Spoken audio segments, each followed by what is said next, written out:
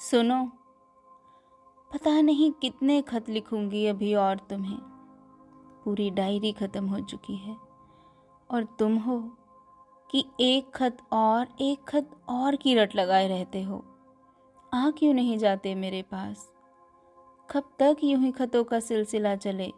वो कलम भी मना करती है अब मुझे, कागज़ भी पीले पड़ चुके हैं।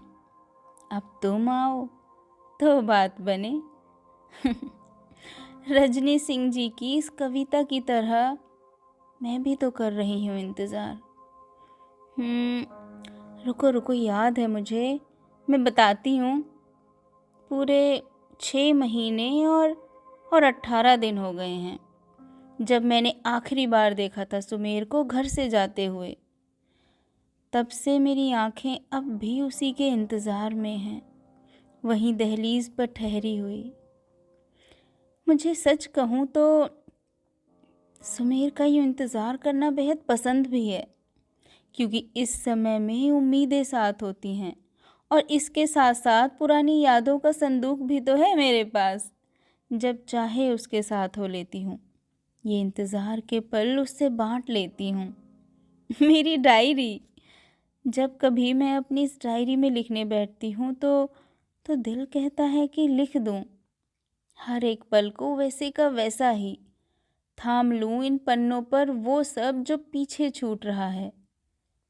इसमें खुशबू बसी है अतीत की, किस्से हैं, न जाने कितनी यादें हैं और कहानियाँ भी हैं, हमारे प्यार की, हमारे साथ की।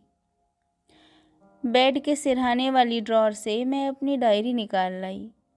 कुछ पन्ने पलटे। एक पन्ने पर तारीख पड़ी थी, जून 25 की। इस दिन मैं पहली बार मिली थी सुमेर से। मुझे ना तस्वीरें लेने का बड़ा शौक है। सुमेर तो हंस दिया करता था तो कभी चिढ़ भी जाता था। उसकी और मेरी पहली मुलाकात कुछ ऐसी ही थी। सुनेंगे आप? तो चलिए मसूरी चलते हैं। ठंडी पहाड़ी जगहों पर गर्मी के दिन और शाम बड़े गुनगुने और सुनहरी से होते हैं। ऐसी ही एक शाम को मैं घर से अपना कैमरा लेकर ऐसे ही खूबसूरत लम्हों को कैप्चर करने निकल पड़ी थी। एक बड़ी सी पहाड़ी के पीछे सूरज धीरे धीरे नीचे उतर रहा था और घाटी में मानो सोना पिघल रहा हो।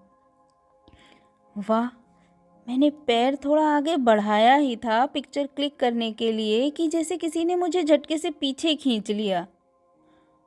पागल हो क्या? यह मरने का शौक है जिसे देखो आजकल हर कोई फोटोग्राफर है। अरे ध्यान तो देखो कि आगे क्या हो रहा है और पीछे क्या हो रहा है। अभी खाई में गिरती अगर मैं नहीं खींच लेता तो।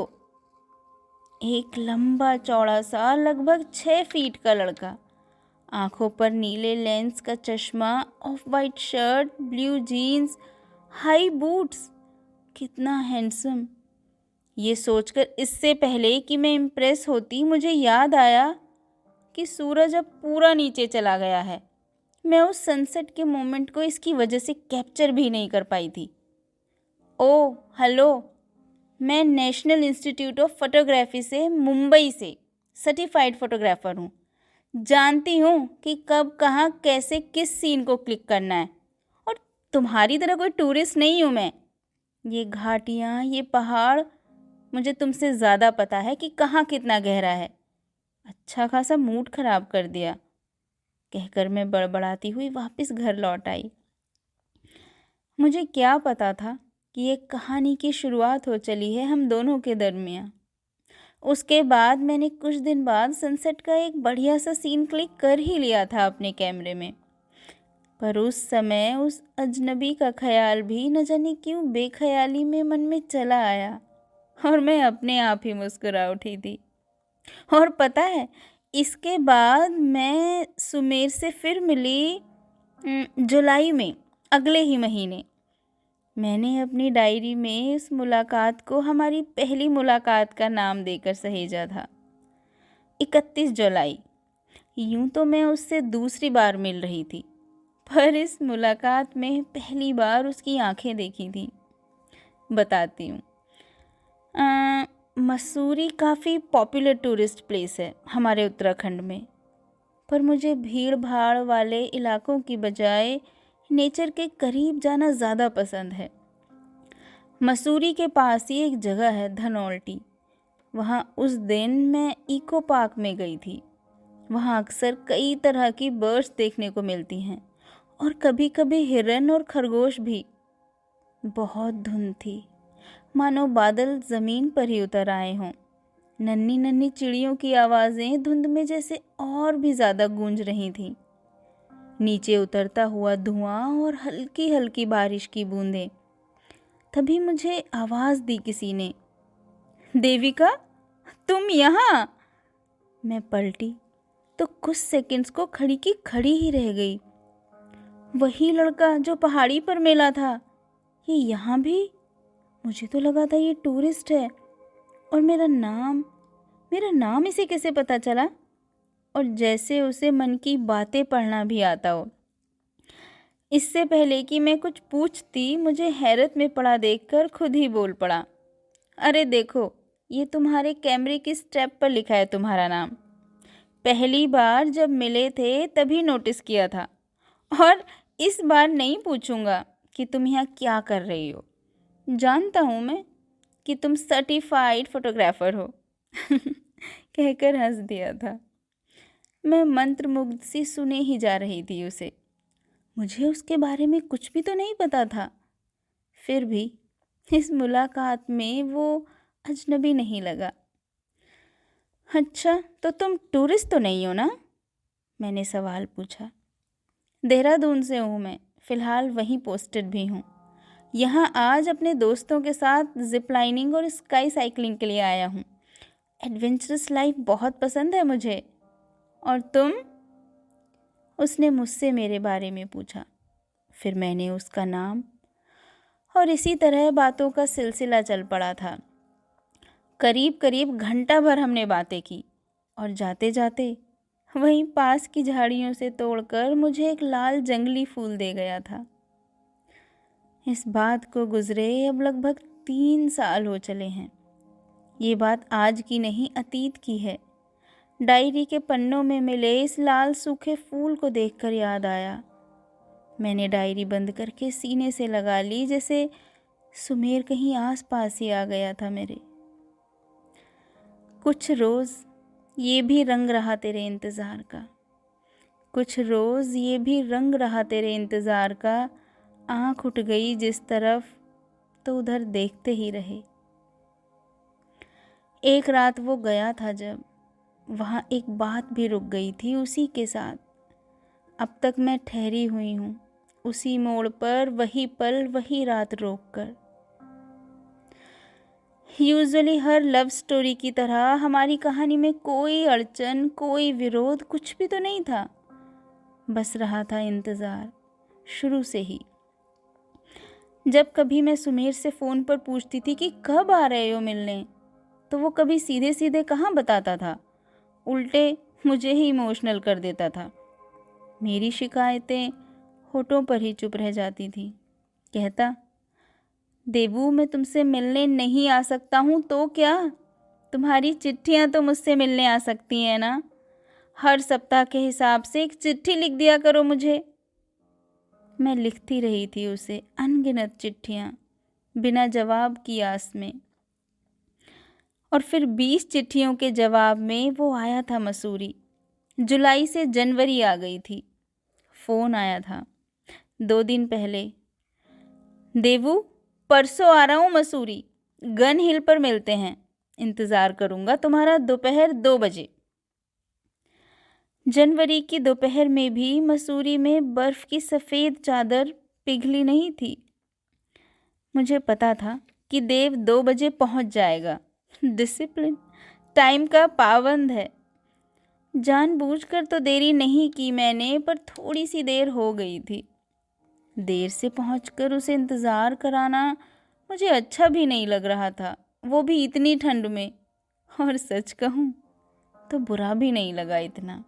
उसे भी तो पता चले मेरे इंतज़ार के पलों की कीमत। देवू, पूरे 1 घंटा लेट हो तुम, हद है यार, अपनी कलाई पर बंधी घड़ी मेरी तरफ करते हुए सुमेर ने कहा। कब से इंतज़ार कर रहा हूँ, कहकर उसने मुझे अपने गले से लगा लिया। मैं भी कुछ देर ठहरी रही। उसकी धड़कनों की आहट सुनना अच्छा लग रहा था। दिल चाहता था कि काश ये पल भी यहीं ठहर जाएं, जम जाएं इस सर्द मौसम की तरह। अच्छा, 1 घंटे के ही इंतज़ार में ये हाल, मैंने उल्हाना दिया प्यार से। तो मेरे हाथ अपनी गर्म हथेलियों में समेट लिए थे उसने। इस बार इंतज़ार ख़त्म। ये वादा तो नहीं कर सकता हूँ, जानती हो तुम, मेरी अपनी ज़िंदगी भी मेरी कहाँ है। पर हाँ, इस बार शादी करके कुछ दिनों को तुम्हें साथ लेकर ही जाऊँगा। कितने दिन साथ रहेंगे नहीं पता, पर साथ बिताए पलों से कहीं ज़्यादा साथ जिए हुए पल रूह से जुड़ जाते हैं, और वो मरकर भी नहीं भुलाए जा सकते देवू, उसने कहा तो उसके होठों पर अपनी उंगली रख दी मैंने। तुम भी ना, क्या क्या कहते रहते हो, कुछ काम की बातें भी कर लो इस बार। मम्मी पापा से बात करो इस बार जाने से पहले। कहते कहते उस बड़े से पत्थर पर बैठे सुमेर के पास बैठे बैठे ही मैंने अपना सर उसके कंधों पर झुका दिया और उसने प्यार से मेरा माथा चूम लिया। मसूरी की इस सबसे ऊंची चोटी पर बैठकर सामने से भारत का प्रहरी भी नजर आ रहा था। हिमालय सफ़ेद दूधिया बादलों में लिपटा हुआ, और मेरे साथ मेरे पास भारत माँ का प्रहरी, इंडियन आर्मी का वीर सिपाही, मेरा सुमेर, मेजर सुमेर। और सिर्फ मेरा भी कहाँ कह सकती हूँ उसे। कहता है कि उस पर पहला हक तो देश का है। उसकी यही सच्चाई और बेबाकी थी जो मेरा दिल जीत गई थी। आज हमारी शादी की 3री सालगिरह है। कभी साथ मना ही नहीं पाए। उसकी पोस्टिंग ज़्यादातर छत्तीसगढ़ में रहती है।